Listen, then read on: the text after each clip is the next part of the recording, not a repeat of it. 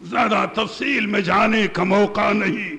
میاں مرتبے والوں کے ساتھ، اللہ والوں کے ساتھ ہمیشہ دنیا داروں نے، دولت والوں نے، حکومت والوں نے دولت اور طاقت کے غرور میں ان پر گندے سے گندا الزام لگایا ہے، برا سے برا الزام لگایا ہے. لیکن میاں اللہ والوں کی عظمت کا سورج جسے رب نے روشن فرمایا ہے وہ کل بھی روشن و تابندہ تھا اور صبح قیامت تک روشن و تابندہ رہے گا.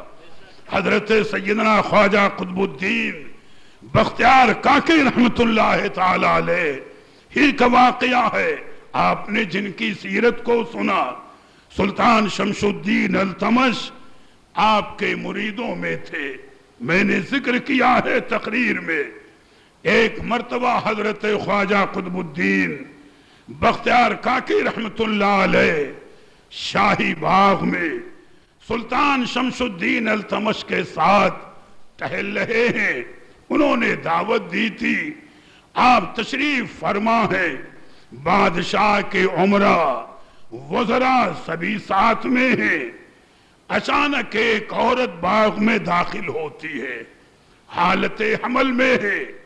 سلطان شمس الدین التمش کے پاس آئی اور بڑی بے باکی کے ساتھ کہا، اے سلطان میرے ساتھ انصاف کیا جائے. بڑی بے باکی سے اس نے کہا. بادشاہ نے کہا بتاؤ تم پر ظلم کس نے کیا؟ تو وہ براہ راست حضرت خواجہ قطب الدین بختیار کاکی رحمت اللہ علیہ کی جانب اشارہ کر کے کہتی ہے کہ انہوں نے میرے ساتھ بدکاری کی ہے، اسی کی وجہ سے میں حاملہ ہوں. آپ سوچو معمولی الزام ہے، کتنا بھیانک اور گندا الزام ہے. ہمیشہ دنیا والوں نے اللہ والوں سے ٹکرا کر کے گندی سے گندی حرکت کی ہے. میاں چاہتے تو سیدنا خواجہ قطب الدین بختیار کاکی رحمت اللہ علیہ خود صفائی دیتے اور خود ولی کامل تھے. میاں اپنے اختیار سے معاملے کو صاف کر دیتے، لیکن سر جھکا لیا. خاموش ہے بادشاہ بھی خاموش، وزراء اور عمرہ بھی خاموش. یہ ایسا موڑ ہے کہ لب کشائی کون کرے اس منزل پر. خواجہ قطب الدین بختیار کاکی رحمت اللہ تعالی علیہ نے کسی سے کچھ نہیں کیا. آپ دیدہ ضرور ہیں، دل میں توجہ کی سرکار غریب نواز کی جانب کہ حضور صفائی میں نہیں دوں گا، صفائی آپ کو دینا ہے، آبرو آپ کو بچانا ہے، آپ کا دامن ہم نے پکڑا ہے. راوی کہتا ہے کہ واللہ شاید چند منٹ بھی نہ گزرے ہوں گے کہ اجمیر شریف سے میرے غریب نواز دلی میں التمش بادشاہ کے شاہی باغ میں اس کے سامنے جلوہ فرما ہو جاتے.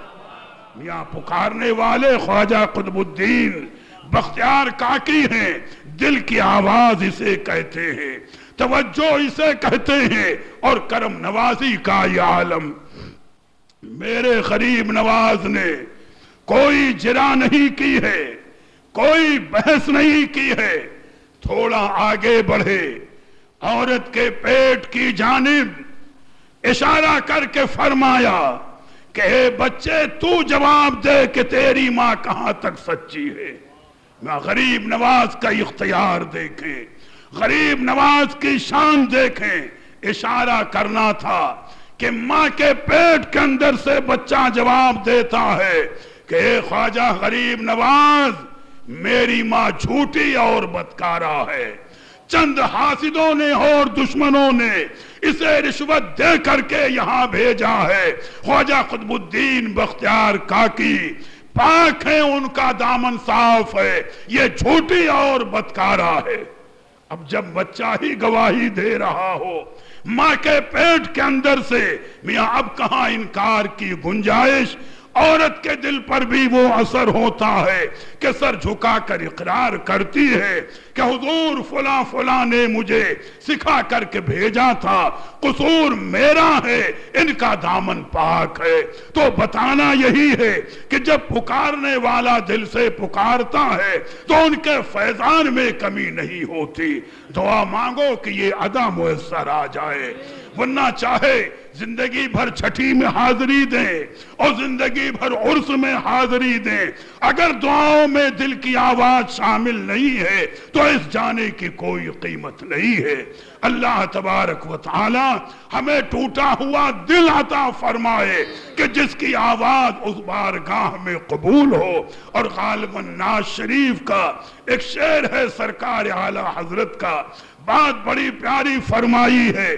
ناز شریف کا یہ شعر ہے، فرماتے ہیں یوں تو سب انہی کا ہے پر دل کی اگر پوچھو، یوں تو سب انہی کا ہے پر دل کی اگر پوچھو، یہ ٹوٹا ہوا دل ہی خاص ان کی کمائی ہے۔ میاں قیمت اسی دل کی ہے۔